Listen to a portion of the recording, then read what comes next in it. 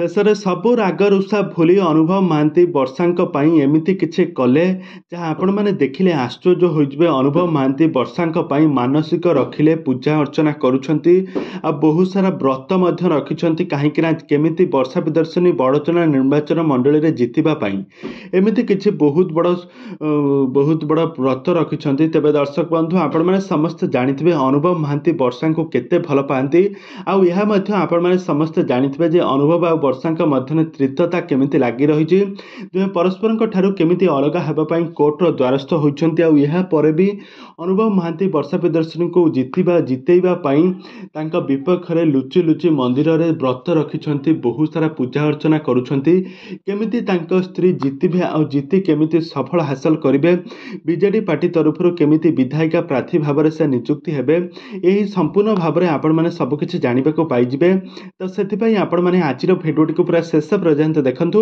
ଆଉ ଏହା ପୂର୍ବରୁ ଯଦି ଆପଣମାନେ ଆମ ଚ୍ୟାନେଲକୁ ସବସ୍କ୍ରାଇବ୍ କରିନାହାନ୍ତି ତାହେଲେ ସବସ୍କ୍ରାଇବ୍ କରି ପାଖରେ ଥିବା ବେଲ୍ ଆଇକନକୁ ଦବାଇ ଦିଅନ୍ତୁ। ଦର୍ଶକ ବନ୍ଧୁ, ଆପଣମାନେ ସମସ୍ତେ ଜାଣିଥିବେ ଅଭିନେତ୍ରୀ ବର୍ଷା ପ୍ରିୟଦର୍ଶିନୀ ହେଉଛନ୍ତି ଅଲିଉଡର ଜଣେ ଆଗଧାଡ଼ିର ଅଭିନେତ୍ରୀ। କିନ୍ତୁ ସେ ଦୀର୍ଘ ଦିନ ଧରି ବିଜେଡି ପାର୍ଟି ପାଇଁ କାମ କରି ଆସୁଥିଲେ।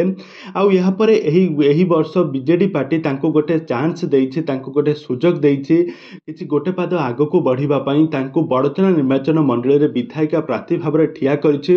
ଆଉ ବଡ଼ଚଣା ନିର୍ବାଚନ ମଣ୍ଡଳୀରେ ତାଙ୍କୁ ବଡ଼ଚଣାର ବାସୀମାନେ ସମସ୍ତେ ବର୍ଷାଙ୍କୁ ବହୁତ ଭଲ ପାଇବା ଦେଉଛନ୍ତି, ବହୁତ ସପୋର୍ଟ ମଧ୍ୟ କରୁଛନ୍ତି।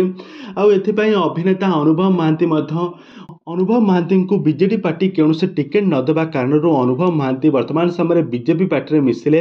ଆଉ ଏହାପରେ ଅନୁଭବ ମହାନ୍ତି ସବୁ ବିଜେପି ପାର୍ଟିର ସବୁ କ୍ୟାଣ୍ଡିଡେଟ୍ ମାନଙ୍କର ଷ୍ଟାର ପ୍ରଚାରକ ଭାବରେ କାମ କରୁଥିବାର ଆପଣମାନେ ଦେଖିଥିବେ। କିନ୍ତୁ ଏପଟେ ଯାହା ଦେଖିବାକୁ ମିଳୁଛି ଅନୁଭବ ମହାନ୍ତି ବର୍ଷାଙ୍କ ପାଇଁ ବିପକ୍ଷରେ ଷ୍ଟାର ପ୍ରଚାରକ ଭାବରେ କାମ କରୁଥିଲେ ମଧ୍ୟ ଏପଟେ ଅନୁଭବ ମହାନ୍ତି ବର୍ଷାଙ୍କ ପାଇଁ ମନ୍ଦିରରେ ଏକ ବ୍ରତ ରଖିଛନ୍ତି କେମିତି ବର୍ଷା ପ୍ରିୟଦର୍ଶିନୀ ଜିତିବେ। ଆଉ ଜିତିଲେ ଅନୁଭବ ମହାନ୍ତି ବହୁତ ଖୁସି ହେବେ ବୋଲି କହିଛନ୍ତି। କାହିଁକିନା ସେ ତାଙ୍କୁ ଭଲ ପାଉଥିଲେ, ତାଙ୍କୁ ଦୀର୍ଘ ଦିନ ଧରି ଭଲ ପାଉଥିଲେ। ଆଜି ସିନା ତାଙ୍କ ଦୁହିଁଙ୍କ ମଧ୍ୟରେ ଡିଭୋର୍ସ ହେବା ପାଇଁ ଯାଉଛି, କିନ୍ତୁ ଦୁହେଁ ପରସ୍ପରଙ୍କୁ ବହୁତ ଦିନ ଧରି ଭଲ ପାଉଥିଲେ। ତ ଏହି କାରଣରୁ ଅଭିନେତା ଅନୁଭବ ମହାନ୍ତି ଏକ ବ୍ରତ ରଖିଛନ୍ତି ମନ୍ଦିରରେ, ଯାହା ଆପଣମାନେ ଆଜିର ଭିଡ଼ିଓରେ ଦେଖିପାରୁଥିବେ।